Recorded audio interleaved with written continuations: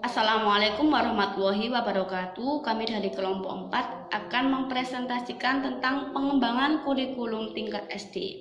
Langsung saja. Yang pertama yaitu pengertian kompetensi dasar. Kompetensi merupakan perpaduan dari pengetahuan, keterampilan, nilai, dan sikap yang direfleksikan dalam berpikir dan bertindak. Dalam hal ini, kompetensi diartikan sebagai pengetahuan, keterampilan, dan kemampuan yang dikuasai oleh seseorang yang telah menjadi bagian dari dirinya, sehingga ia dapat melakukan perilaku kognitif, afektif, psikomotor dengan sebaik-baiknya. Adapun penempatan komponen kompetensi dasar dalam silabus sangatlah penting. Hal ini berguna untuk mengingatkan para guru seberapa jauh tuntutan target kompetensi dasar yang harus disampaikannya. Kemudian aspek-aspek di dalam kompetensi dasar sebagai tujuannya yaitu pertama ada aspek pengetahuan, kedua pemahaman, yang ketiga kemahiran, keempat nilai, kelima sikap, dan yang terakhir adalah minat. Adapun langkah-langkah penyusunan dalam kompetensi dasar yang pertama yaitu mengurutkan berdasarkan disiplin ilmu. Artinya apa? Sesuai dengan urutan yang ada di standar isi. Untuk yang kedua, keterkaitan antara standar kompetensi dan kompetensi dasar dalam mata pelajaran. Yang ketiga yaitu keterkaitan antara standar kompetensi dan kompetensi dasar antar mata pelajaran. Indikator merupakan penanda pencapaian kompetensi dasar yang ditandai oleh perubahan perilaku yang dapat diukur yang mencakup sikap, pengetahuan, dan keterampilan yang disesuaikan dengan kata kerja operasional. Harus sesuai dengan standar isi juga. Nah, maka dari itu dalam pengembangan indikator ini perlu dipertimbangkan yang pertama yaitu tuntutan mata pelajaran atau tuntutan kompetensi yang dapat dilihat melalui kata kerja yang disampaikan atau yang digunakan dalam kompetensi dasar. Yang kedua yaitu karakteristik mata pelajaran, peserta didik, dan sekolah. Kita melakukannya yaitu dengan meneliti tentang karakteristik sekolah tersebut dan siswanya juga. Kemudian yang ketiga yaitu potensi dan kebutuhan peserta didik.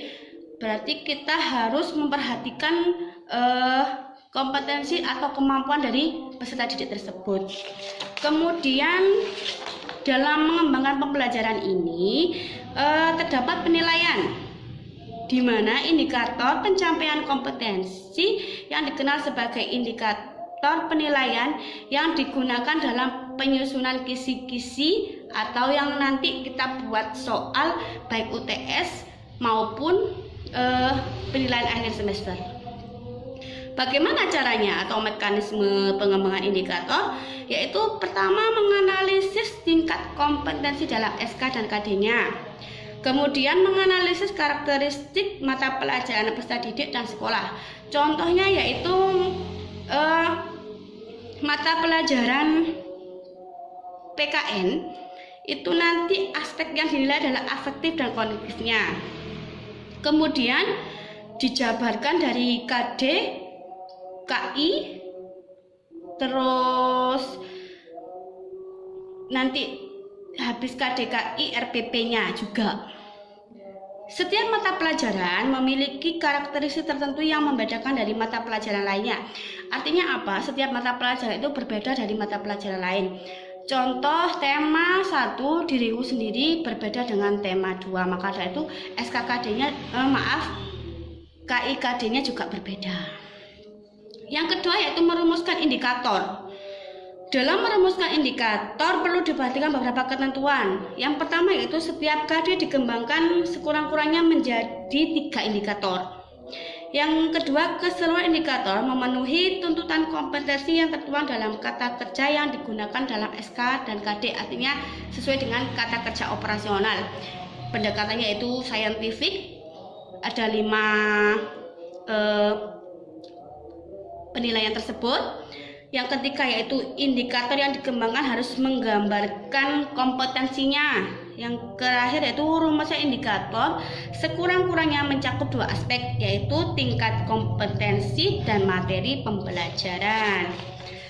Selanjutnya itu mengembangkan indikator penilaian. Indikator penilaian merupakan pengembangan lebih lanjut dari indikator sebelumnya, yaitu indikator penilaian perlu dirumuskan untuk dijadikan pedoman penilaian bagi guru, bagi peserta didik, dan bagi sekolah. Untuk selanjutnya dilanjutkan oleh Bu Nafi. Akan melanjutkan apa yang telah disampaikan oleh Bu Ratna tentang pengembangan indikator pencapaian kompetensi. Nah, pengembangan indikator pencapaian kompetensi memperhatikan hal-hal sebagai berikut. Yang pertama, menentukan proses berpikir yang akan dilakukan oleh peserta didik untuk mencapai kompetensi minimal yang ada pada KD. Yang kedua, rumusan IPK menggunakan kata kerja operasional atau KKO yang bisa diukur. Ketiga, dirumuskan dalam kalimat yang simpel, jelas, dan mudah dipahami. Selanjutnya, tidak menggunakan kata yang bermakna ganda, hanya mengandung satu tindakan, memperhatikan karakteristik mata pelajaran, potensi, dan kebutuhan peserta didik sekolah, masyarakat, dan lingkungan atau daerah. Nah, jenis-jenis indikator pencapaian kompetensi. Indikator pencapaian kompetensi atau IPK dikategorikan menjadi 3, yaitu IPK kunci, IPK pendukung, dan IPK pengayaan. IPK kunci adalah indikator yang sangat memenuhi kriteria UKRK, urgensi, keterkaitan, relevansi, keterpakaian. Nah, kompetensi yang dituntut dalam indikator kunci adalah kompetensi minimal yang terdapat pada KD. Selanjutnya, indikator pendukung. Indikator pendukung bertujuan untuk membantu peserta didik memahami indikator kunci. Indikator pendukung disebut juga indikator prasyarat yang berarti kompetensi yang sebelumnya telah dipelajari peserta didik berkaitan dengan indikator kunci yang dipelajari. Nah, selanjutnya indikator pengayaan. Indikator pengayaan mempunyai tuntutan kompetensi yang melebihi dari tuntutan kompetensi dari standar minimal kompetensi dasar atau KD.